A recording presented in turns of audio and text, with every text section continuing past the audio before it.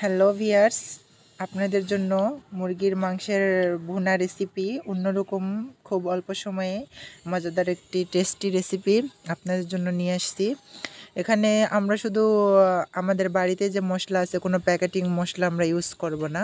আমাদের বাড়িতে আদা, রসুন, পেঁয়াজ যে মশলাগুলো আছে সেগুলো দিয়েই ভিন্ন রকম একটা রেসিপি আপনাদের করে দেখাবো। আশা করব অবশ্যই সেই রেসিপিটা আপনাদের ভালো লাগবে।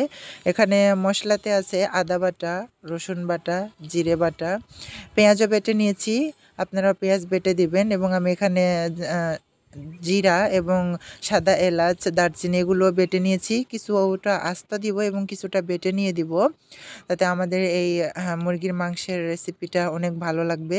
তো আমি সব মশলা বাটার পর আমি এখানে প্রথমে কি করেছি, চুলার উপর একটা কড়াই বসিয়ে নিয়েছি। নেওয়ার পর আমি সেখানে চুলা জ্বালানোর পর কড়াইটা গরম হওয়ার পর আমি কড়াইয়ে তেল দিয়ে নিয়েছি, সয়াবিন তেল। আপনারা চাইলে যে সরিষার তেলও ইউজ করতে পারেন, সমস্যা নেই। তেলটা হালকা গরম হওয়ার পরে আমি এখানে দিয়ে নিব তেজপাতা। আমি মশলাগুলো সব একে একে দিব, সব একবারেই দিব না, একে একে মশলা দিব এবং একটু পরপর নাড়া দিব, কারণ মশলাগুলো পুড়ে যাওয়ার সম্ভাবনা থাকে, সেই জন্য আমি একে একে মশলাগুলো দিব। আমি এখন এখানে দিয়ে নিচ্ছি পেঁয়াজ কুচি, পেঁয়াজ বাটাও আছে, আমি কুচি করাটা দেব, বাটাটাও দেব, সবটাই দেব। এখন পেঁয়াজটা দেওয়ার পর আমি এই তেলেতেই আমি হালকাভাবে এগুলোকে নাড়িয়ে নিব। এবং তেল আমি একবারে, দর্শক, বেশি করে তেল আপনারাও দিবেন না, আস্তে আস্তে অল্প করে তেল দিয়ে রান্না করবেন খুব মনোযোগ সহকারে, তাহলে রান্নাটা অনেক সুন্দর হবে দেখতে এবং খেতেও ভালো লাগবে। সেজন্য আমি এখানে দিয়ে নিলাম দারচিনি কয়েক ফালি। দারচিনি দেওয়ার পর আমি এটাকে আবারও আস্তে আস্তে নাড়িয়ে নিব এবং চুলার আঁচটা খুব বেশি পরিমাণে দিব না, কারণ পেঁয়াজগুলো কাঁচা, এগুলোকে অনেক সুন্দর করে তেলে ভেজে নিয়ে এগুলোকে বাদামি কালার করতে হবে, যাতে রেসিপির কালারটাও সুন্দর হয়, দেখতে ভালো লাগে। যে কোনো জিনিস যদি আপনাদের চোখে সুন্দর লাগে তাহলে অবশ্যই সেটা খেতেও ভালো লাগবে, আর যদি দেখতেই না সুন্দর লাগে তাহলে তো খেতে ভালো লাগবে না। আমি তেল প্রায় শেষের দিকে আমি আবারও একটু তেল দিয়ে আবারও পেঁয়াজ, দারচিনি এবং তেজপাতা আবারও ভালোভাবে নাড়িয়ে নিব। নাড়িয়ে নেওয়ার পর তারপর, দর্শক, আপনারা এই রেসিপিটা অবশ্যই বাসায় ট্রাই করবেন। আমি এখানে দিয়ে নিব আদা বাটা। আদা বাটা দেওয়ার পর তারপর এখানে দিব রসুন বাটাও দিব আমরা। সবটা একে একে দিব, একবারে সব কিছু দিব না, একটা দুইটা করে মশলা দিব এবং নাড়তে হবে, নইলে পুড়ে যেতে পারে। দিয়ে নিচ্ছি এখানে আমি সাদা এলাচ এবং গরম মশলা, যেটাকে বলে জিরা, বেটে রেখেছিলাম সেটা, এবং কালো এলাচ এটাও বেটে নিয়েছিলাম। আপনারাও এগুলো সবই ইউজ করবেন।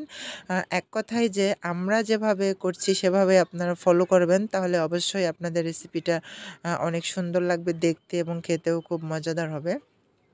আমি এগুলো দিয়ে নেওয়ার পর আমি এগুলোকে এমনভাবে ভাজবো, দেখতে অনেকটাই একেবারে লালচে রঙের হয়ে যাবে, সেভাবে ভাজতে হবে, দর্শক।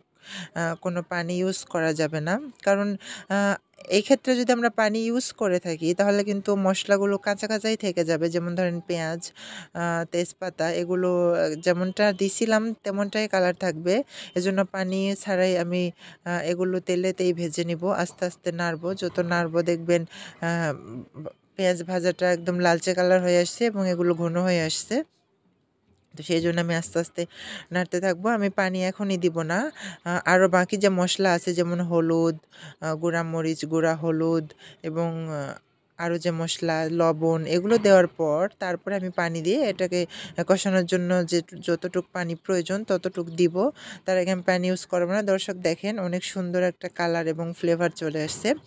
মশলাগুলো সাধারণত ভেজে নেওয়ার যেরকম কালার আসে সেরকমই আসছে এবং সেরকম ফ্লেভার আসছে। অবশ্যই দর্শক এটা আপনারা ট্রাই করবেন। আমি এখানে দিয়ে নিচ্ছি হাফ কাপ পরিমাণ পানি এই মশলাগুলোকে কষানোর জন্য। যেহেতু তেলে ভেজে নিয়েছি, পানি ছাড়া কিন্তু যে কোনো রেসিপিটাই খেতে ভালো লাগে না, পানি অবশ্যই অ্যাড করতে হবে। তো আমি এখানে পানি অ্যাড করে দিলাম। দেওয়ার পর আমি এগুলোকে আবার ভালোভাবে সবগুলো পানির সাথে মিশিয়ে নেব। যেগুলো কড়াইয়ের গায়ে আছে সেগুলো পুড়িয়ে যাবে, সেজন্য সব কিছু ভালোভাবে নাড়িয়ে নিতে হবে, সবগুলোকে মিশিয়ে নিতে হবে পানির সাথে। দর্শক, চুলার আঁচটা সেই পরিমাণই থাকবে, যে পরিমাণ আমরা প্রথম থেকে শুরু করেছি সেই পরিমাণই থাকবে। আমি এখানে দিয়ে নিচ্ছি স্বাদমতো লবণ। যে পরিমাণে লবণ আপনারা খেতে পছন্দ করেন সে পরিমাণে লবণ আপনারা ব্যবহার করতে পারেন।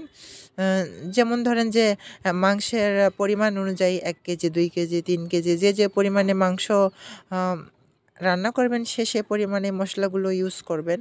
আমি এখানে 2 টেবিল চামচ পরিমাণ লবণ দিয়েছি। আমি এখন এখানে দিয়ে নিব গুঁড়া হলুদ। গুঁড়া হলুদ কিন্তু আমি আগে দিয়ে নিইনি, এখন দিয়ে নিব। হলুদ এবং লবণ দেওয়া শেষ। আমি এখানে আমার মাংসের পরিমাণ বেশি বিধায় আমি এখানে 2 টেবিল চামচ পরিমাণ হলুদ দিয়েছি। দিয়ে আমি এগুলোকে আবারও সবার সাথে মিশিয়ে নিব। সব মশলাগুলো যেন একত্রে ভালোভাবে মিশানো হয়। মশলা আপনারা যত ভালোভাবে মিশিয়ে নিবেন, যত ভালোভাবে কষিয়ে নিবেন, ততই কিন্তু মুরগির মাংস জানেনই তো, ব্রয়লার মাংস একটা অন্যরকম একটা ঘ্রাণ থাকে। তো আপনি ব্রয়লারটাকে যত মশলা ইউজ করবেন রান্নার সময় এবং যত ভালোভাবে এটা ভেজে নিতে পারবেন, সেই ক্ষেত্রে কিন্তু ব্রয়লার রান্নাটা অনেক সুন্দর। একেবারে আপনারা ধরেন যে ভুনা করতে হবে, বেশি পরিমাণ ঝোল রাখা যাবে না।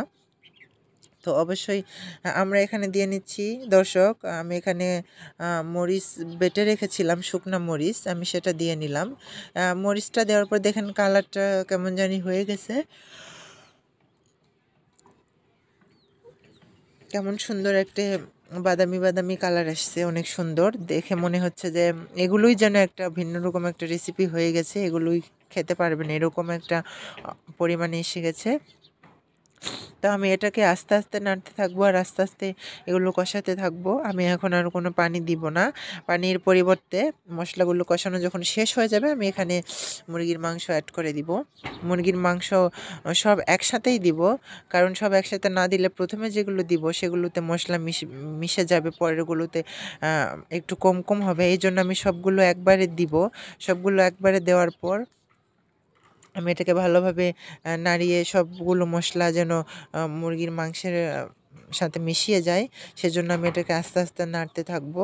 দর্শক, অনেক যত্ন সহকারে অনেক মনোযোগ দিয়ে এই রান্নাটা আপনারা করবেন। অবশ্যই বিশেষ করে যারা ব্যাচেলার আছে তারা কিন্তু আমাদের চ্যানেলটিকে ফলো করলে আপনারা খুব কম সময়ে খুব সহজেই বিভিন্ন রকম আইটেম রেসিপি আপনারা দেখে শিখতে পারবেন এবং অবশ্যই সেটা আপনারা খেতেও পারবেন। অনেকে আছে রান্না করতে ভয় পায়, আবার অনেকে আছে রান্নাকে ঝামেলা মনে করে, অনেক দীর্ঘ সময় লাগে, সেই সময়টা তারা মোবাইলে সময় দেয়। হ্যাঁ, মোবাইলে সময় দিবেন, আপনারা মোবাইলে আমাদের ভিডিওটি দেখবেন আর রান্না করতে থাকবেন, তাতে আপনার দুটোই হয়ে গেল, রান্নাও শিখতে পারছেন এবং মোবাইলেও আপনি সময় দিতে পারছেন, দুটোই একসাথে হবে। সেই জন্য আমরা আমাদের এই জিরান রেসিপিতে প্রতিনিয়ত একটা না একটা বিভিন্ন রকমের আইটেম রেসিপি, পিঠা, বিভিন্ন রেসিপি আপনাদের সাথে শেয়ার করে থাকি। শুধুমাত্র আপনাদের সুবিধার্থে আমরা কিন্তু অনেক সুন্দর করে অনেক দীর্ঘ সময় নিয়ে যে ভিডিওগুলো করে থাকি আপনাদের জন্যই। অবশ্যই আপনারা সেটা দেখবেন।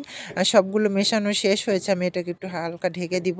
হালকা ঢেকে দেওয়ার পর দর্শক দেখবেন যে মুরগির মাংস থেকে হালকা পানি বেরিয়ে আসছে।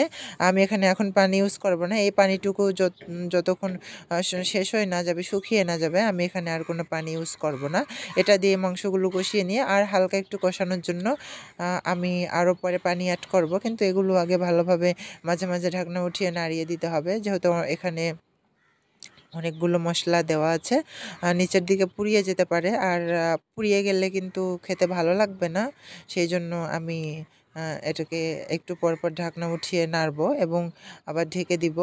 আর দর্শক দেখেন অনেক সুন্দর একটা কালার আসছে, একবারে বাদামি কালার, দেখতে অনেক লোভনীয় একটা রেসিপি।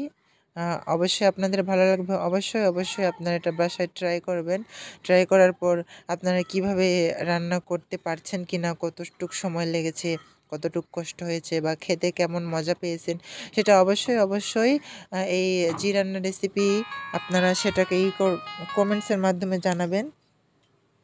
আমরা অবশ্যই কমেন্ট চেক করে আপনাদের বলবো যে হ্যাঁ, দর্শকরা আসলে আমাদের সাপোর্ট করেছে, আমাদের রেসিপিটা তাদের ভালো লেগেছে। এরকম চলতে থাকলে আমরা আরও বিভিন্ন নতুন আইটেমের রেসিপি খুব কম সময়ের মধ্যে কীভাবে উন্নত মানের রেসিপি করা যায় সেটা আমরা অবশ্যই আপনাদের সাথে শেয়ার করব। আর অবশ্যই যদি আপনারা না দেখেন তাহলে তো আমাদের রুচি আসবে না, যে না, দর্শক তো আমাদের ভিডিও দেখেই না, আমরা এত কষ্ট করে রেসিপিগুলো তাদের সুবিধার্থে আমরা শেয়ার করে থাকি, তারা যদি না দেখে তাহলে আমরা এটাকে কিভাবে করব। তো অবশ্যই আপনারা শুধু দেখবেন না, আপনাদের ফ্রেন্ড সার্কেলের মধ্যে অবশ্যই এটা বেশি বেশি শেয়ার করবেন ভিডিওটা, যাতে সবাই শিখতে পারে। শুধু একা একা খেলে চলবে না, সবাইকে এটার সুযোগ করে দিতে হবে দর্শক। অবশ্যই আপনারা ট্রাই করবেন। আমি বারবার একটা কথাই বলছি দর্শক, মাঝে মাঝে যে নাড়া দিচ্ছি অনেক সুন্দর একটা ফ্লেভার আসছে, স্মেলটা অনেক সুন্দর, বোঝা যাচ্ছে যে আজকে মুরগির মাংসটা যেন গরুর মাংসের রান্নাটা মনে হবে, যে দেখে মনে হচ্ছে যেন গরুর মাংসের ভুনা হচ্ছে, কিন্তু আসলে এটা ব্রয়লার মুরগির ভুনা। এটা অনেক সুন্দর। দর্শক দেখেন, প্রায় রান্না প্রায় কিন্তু শেষের দিকে হয়ে আসছে। দেখেন অনেক সুন্দর একটা রেসিপি দর্শক। এই আস্তে আস্তে আপনারা আরও অনেক ভিডিও পাবেন, অবশ্যই আমরা আপনাদের সাথে শেয়ার করব। তবে এই রেসিপিটা অন্যরকম একটা রেসিপি, এটা আমরা আপনাদের সাথে শেয়ার করেছি। অবশ্যই আপনাদের খেতে ভালো লাগবে দর্শক, অবশ্যই আপনারা ট্রাই করবেন। অনেক সুন্দর একটা রেসিপি। এই রেসিপি আপনাদের অবশ্যই ভালো লাগবে। আবার অন্য কোনো সময় অন্য কোনো রেসিপি নিয়ে আপনাদের মাঝে আমরা অবশ্যই আসব। তো সেই অপেক্ষা করতে যদি আপনারা চান তাহলে অবশ্যই আমাদের রেসিপিটা আপনাদের দেখতে হবে দর্শক। রান্না শেষ, আমি চুলা থেকে করে নামিয়ে নিয়েছি, দেখেন অনেক সুন্দর একটা কালার আসছে, অনেক সুন্দর একটা